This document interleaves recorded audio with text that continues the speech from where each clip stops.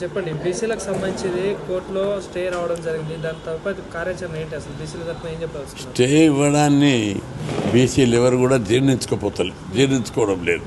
ఎందుకంటే ఈ జీవో రాజ్యాంగబద్ధంగా బీసీలకు ఇవ్వబడ్డ జీవో అనవసరంగా కోర్టు స్టే ఇవ్వాలంటే కేసు పెట్టిన రోజే ఇవ్వాలి. ఎందుకంటే 3 రోజులు ఆర్గ్యుమెంట్ జరిగింది, సుప్రీంకోర్టు రిజెక్ట్ చేసింది స్టే ఇవ్వడానికి. ఆ తర్వాత ఇక్కడ వాళ్ళు అనవసరంగా ఎలాంటి గ్రౌండ్ లేకుండా స్టే ఇచ్చారు. ఎందుకంటే జీవో రాజ్యాంగబద్ధంగా తయారైంది. ఒకటి ఫస్ట్ పాయింట్, రాజ్యాంగంలోని 243 ఆర్టికల్ D6 ప్రకారము జీవో ఇష్యూ చేశారు. రాజ్యాంగబద్ధత ఉంది. అసెంబ్లీలో చట్టం చేశారు, క్యాబినెట్లో ఆర్డినెన్స్ ఇష్యూ చేశారు. ఇవన్నీ గ్రౌండ్స్ బలమైన గ్రౌండ్స్ ఉన్నాయి. 3వ పాయింట్, దీనికి సుప్రీంకోర్టులో ఓ కేసు అయింది.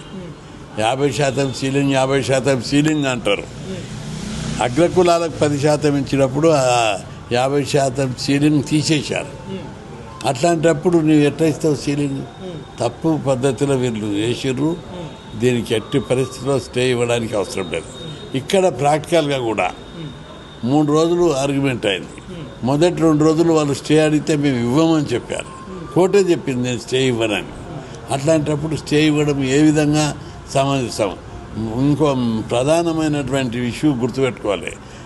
ఎన్నికల నోటిఫికేషన్ ఇచ్చినాక స్టే ఇవ్వడం అనేది ఎన్నికల చరిత్రలో లేదు. సుప్రీంకోర్టు తీర్పు ఉంది. ఒకసారి ఎన్నికల నోటిఫికేషన్ ఇస్తే స్టే ఇవ్వద్దు, దాంట్లో జోక్యం చేసుకోవద్దు. ఎన్నికల కమిషన్ కూడా రాజ్యాంగబద్ధమైన సంస్థ. అట్లాంటి సంస్థ నోటిఫికేషన్ ఇచ్చినాక నువ్వు ఏ విధంగా స్టే ఇస్తావు? ఇవన్నీ వీల్లేదు.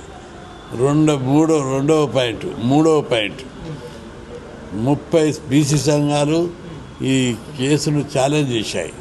ఒక సైడ్ ఎన్నో గవర్నమెంట్ సైడ్ ఎన్నో. ఒకటి పిటిషనర్ రిజర్వేషన్ వ్యతిరేకించే వారి వాదన విన్నావు, ప్రభుత్వ వాదనలు ఎన్నో. బీసీ సంఘాలు 30, అందులో ప్రముఖులు, బలమైన నాయకులు, ఉద్యమ సంస్థలు ఉన్నాయి.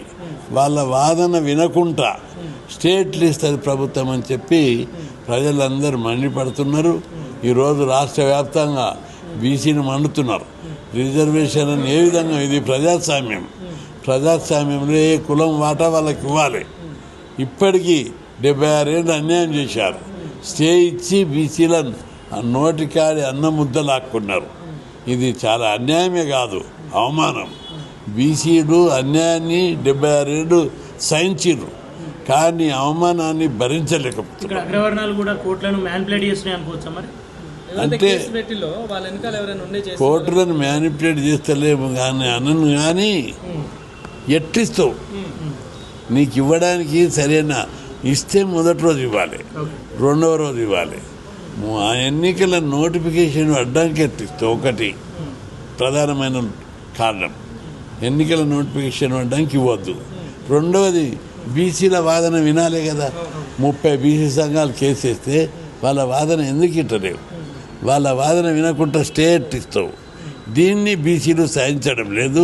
మా వాదన వినకుండా, మా వాదన ఎట్లా న్యాయమైందో వినకుంటే ఎట్లా చేస్తావు నువ్వు? కాబట్టి బంద్ను కూడా పిలుపునిస్తా ఉన్నారు. సో ఏం చెప్పాల్సిన ఎవరు? అంటే ఇప్పుడు 14వ తారీఖు బీసీలం బంద్ ఇచ్చాము. అన్ని కుల సంఘాలు, పార్టీలకు అతీతంగా నాయకులు రాష్ట్ర వ్యాప్తంగా ఉద్యమాలు చేయడానికి సన్నద్ధమవుతున్నారు. బంధు పిలుపును మద్దతుగా అందరికి అదిరొస్తున్నారు. ఈ ఉద్యమాన్ని ముందుకు తీసుకుపోతాం. చాలా అంతటా బీసీ జాకులు కూడా తయారు చేసుకుంటున్నారు. పిల్లలందరూ పార్టీలకు అతీతంగా, గ్రూపులకు అతీతంగా, కులాలకు అతీతంగా తెలంగాణ ఉద్యమంలో ఎట్లయితే జాకులు ఏర్పడాడో ఇప్పుడు బీసీ జాకులు ఏర్పాటు చేసుకుంటున్నారు. ఈ జాకులకు బీసీలు బలమైన నాయకులు అందరూ అందులో చేరుతున్నారు. ఈ ఉద్యమాన్ని ముందుకు తీసుకుపోవాల్సిన అవసరం తప్పనిసరి సాధ్యమవుతుంది. ప్రజాస్వామ్యంలో ఏదైనా సాధ్యమే. ఇక్కడ ఒక విషయాన్ని మీ దృష్టికి తీసుకొస్తున్నా. ప్రభుత్వానికి ప్రజల అభివృద్ధి కోసం ప్రజల వాటా ఇవ్వడానికి పూర్తి అధికారాలు ఉన్నాయి. గతంలో నేను private engineering college medical college పెట్టినప్పుడు బీసీ ఎస్సీలకు రిజర్వేషన్లు లేవు, దానికి రాజ్యాంగబద్ధత లేదు. అప్పుడు చాలా పెద్ద ఎత్తున మేము ఉద్యమం చేస్తే 1980లో private engineering medical college professional కాలేజీలో రిజర్వేషన్ పెట్టిండు చెన్నారెడ్డి. మేము కొట్లాడితే పెట్టినాక 20% రిజర్వేషన్లను ఛాలెంజ్ చేసి కొందరు కోర్టుకు పోయారు. కోర్టు దాన్ని సపోర్ట్ చేసింది. బీసీలకు ఎస్సీలకు చేసే అభివృద్ధి కోసం చేసే సంక్షేమ అభివృద్ధి కార్యక్రమాలకు అది జీవోలు ఇచ్చే అధికారం రాష్ట్ర ప్రభుత్వానికి ఉందని. ఫైనల్ ఏం చెప్తారన్న మరి బీసీల అందుకే ఇప్పుడు రాజ్యాంగంలో ఉన్నది రిజర్వేషన్లు పెట్టమని, అసెంబ్లీలో చట్టం చేసారు, సుప్రీంకోర్టు న్యాయపరమైన అవరోధాలు లేవు. అయినా ఈ కోర్టు స్టే ఇచ్చి బీసీల నోటికాడి అన్న బుద్ధ లాక్కుంటారు. అందుకే ఇది అవమానం జరుగుతున్న పోరాటం. దీని మీద పెద్ద ఎత్తున ఉద్యమం చేస్తామని హెచ్చరిస్తుంది. అంటే గవర్నర్ దగ్గర అయిపోయినటువంటి బిల్లు మీద ఏం చెప్పదలుచుకున్నారు? ఈ గవర్నమెంట్ దగ్గర ఆగిపోతే ఆర్డినెన్స్ షెడ్యూల్ 9 అనేది దీనికి వర్తించదు. చాలా మంది అపోవాది కోర్టు దాని మీద స్టే ఇచ్చింది లేదు, అట్లా అనలేదు. ఈ మొదలు ఎన్నికల నోటిఫికేషన్ దాకా ఎట్టొచ్చింది అడ్డుకుంటే న్యాయపరమైన చట్టపరమైన రాజ్యాంగపరమైన అవరోధాలు ఏమీ లేవు. ఇది కేవలం బీసీ వ్యతిరేకతతో ఇచ్చారు. బీసీలకు రాజ్యాధికారంలో వాటా ఇవ్వకుండా ఇచ్చారు. దీని మీద పెద్ద ఎత్తున పోరాటం ఖాతాలో మళ్ళీ విజయం సాధించబోతున్నారు. తప్పనిసరి సాధిస్తాం. బీసీలకు అంటే బీసీలు ఇప్పటికే ఆల్రెడీ ఎన్నికలకు సిద్ధమైన వాళ్ళు ఇప్పుడు చాలా అంటే వాళ్ళ కళల్లో వాళ్ళ ఆశయాల్లో బండరావుతూ పడ్డట్టు అయిపోయింది. వాళ్ళకి ఎట్లాంటి భరోసాని ఇస్తారు? అంటే పోరాడతాం, సాధిస్తాం. ప్రపంచంలో ప్రజా ఉద్యమాల ద్వారా సాధ్యం కానిదంటూ ఏది ఉంటుంది. తమిళనాడులో కూడా రిజర్వేషన్ పెంచినప్పుడు సుప్రీంకోర్టు హైకోర్టులు అడ్డుకున్నాయి. వాళ్ళు పోరాడి ఢిల్లీలో జైలలితో పోయి 2 నెలలు ఉండి కేంద్ర ప్రభుత్వంతో పోరాడి రాజ్యాంగాన్ని ఇక్కడ కూడా రాజ్యాంగ సవరణ జరగాలి. ప్రతిదానికి విద్యా ఉద్యోగాల కోసం రాజ్యాంగ సవరణ జరగాలి. దీనికి కూడా రాజ్యాంగంలో ఒక చిన్న సవరణ జరగాలి. జనాభా ప్రకారం రిజర్వేషన్ ఇవ్వాలని రాజ్యాంగ సవరణ జరగవలసిన అవసరం ఉంది.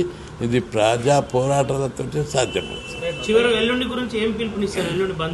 బంధువుకు ఇప్పటికే అన్ని ప్రిపరేషన్స్ జిల్లాలో జరుగుతున్నాయి. ఇక్కడ అంతటా తప్పనిసరిగా అన్ని పార్టీలు కూడా పోటీపడి మద్దతు ఇస్తున్నారు. రాష్ట్ర కమిటీలు అందరికీ మేము విజ్ఞప్తి చేస్తున్నాం. అన్ని రాజకీయ పార్టీలకు బీసీ రిజర్వేషన్లకు మద్దతుగా అన్ని పార్టీలు మద్దతు ఇవ్వాలని నేను విజ్ఞప్తి చేస్తున్నాను.